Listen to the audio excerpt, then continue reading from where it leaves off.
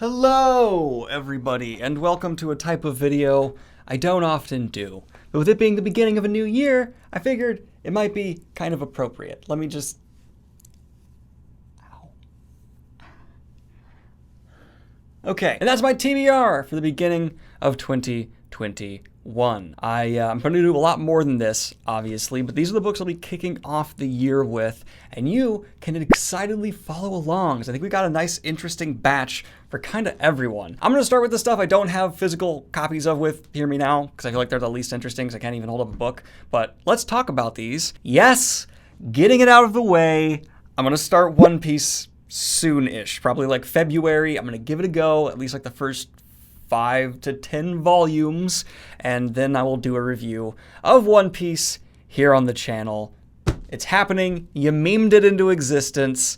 I respect my audience, so if they push for something, I'll make it happen. And that's the anime I'm going to give a try for the first quarter of the year. I'll do one a quarter, and that's it. No, that's it. No, that's it. Just that one. All right, just that.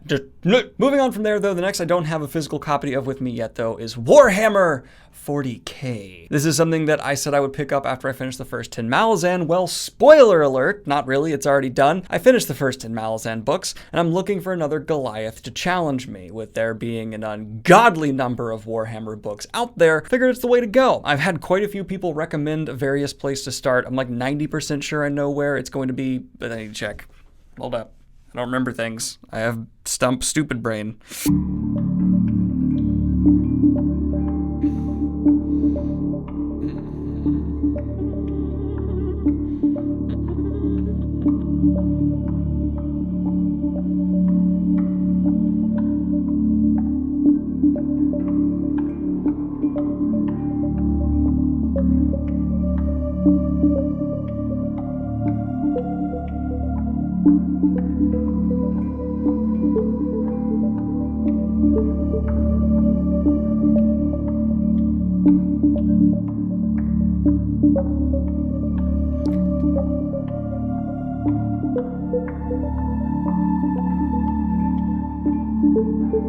The Eisenhorn series. That's a lot of scrolling for just that, but yes, the Eisenhorn series is where I'll be starting Warhammer 40K. The third and final one I don't have with me is what I've been saying I'm going to start for a long time, and I have officially started. I just only have an ebook copy, so I can't really do it. My Kindle. That's going to be the Chronicles of Amber. It's begun. We're on this journey now.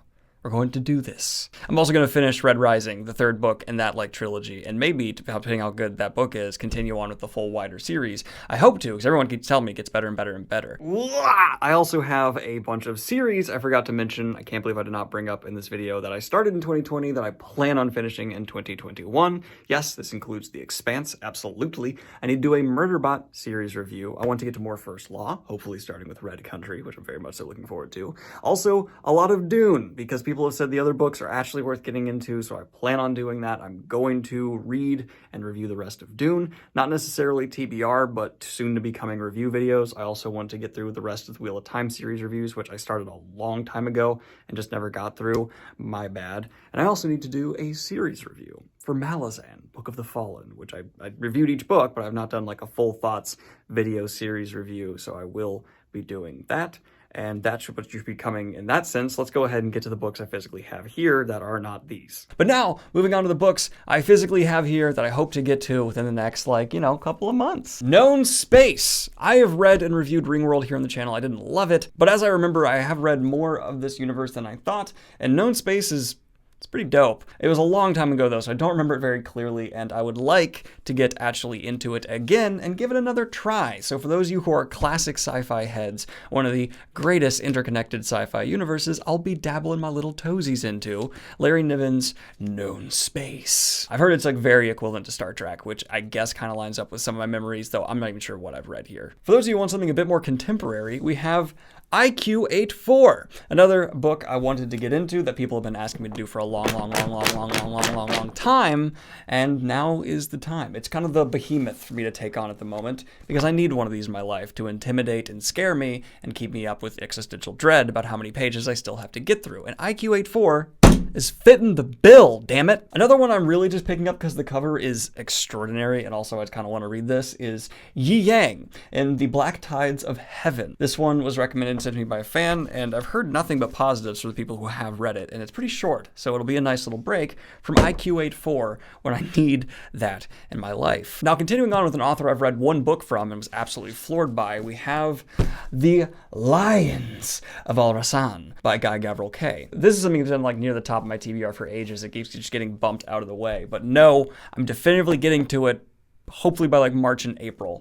I should not be making promises like that with my own book coming out. I don't know how busy I'll be, but I wanna. So this is up there too. I don't know the exact order for these, so these are all just like, they're coming. So if you want to read them with me and hope you align with me. That's how it's gonna be. Then we have something from the indie self-published scene with The Wolf of Orin Yarrow. Something that was sent to me by the author, and sounding redundant, I've wanted to read for a while. And so I'm putting it up there. I want to get to it. We also have Old Man's War. Yeah, I can't believe I still haven't read this. I really, really, really want to. And Garth Nix. I've been told by quite a few people this guy will scratch that prose itch for me, and also just some wonderful, wonderful world building and character work. So I don't know a whole lot about Garth Nix getting into him. I think I may have read something by him before, but God knows what or when. So this is another one that's coming, as I like to say, as I'm fond of saying, down the road. But I hear you. You're protesting. You're going, whoa, Daniel, what about a self-published one? You said you would. You said one a month for sure at least. Well, I got you covered here. I wanted to give one self-pub/indie title a go in January, and because of that, I will be starting immediately. The Torch That Ignites the Stars by Andrew Rowe. This won the award the Stabby Awards for Best Indie Self-Pub one, and I feel like, hey, let's go ahead and ride that wave for a minute here and kick off the indie self-pub scene with apparently the best one of last year. Just see what they have to offer, and of course, you're always welcome to leave me self-pub/indie recommendations in the comments down below, though from here on out, I'm going to be leaning towards ones that come out in 2021. So that's the current state of my TBR. You guys always want that. I'm hesitant to give it to you because I feel like I'm being pinned down, but hey, I'm a people pleaser, and I'm going to give it to you now. Don't take that out of context. Anyway, guys, like and subscribe if you have not already. Hit the Patreon if you want to support what I do here. And have a good one, y'all. Peace. And of course, I'd like to record a special shout out to my latest high-tier Patreon, Chris Martin. And now for a post-credits scene. What?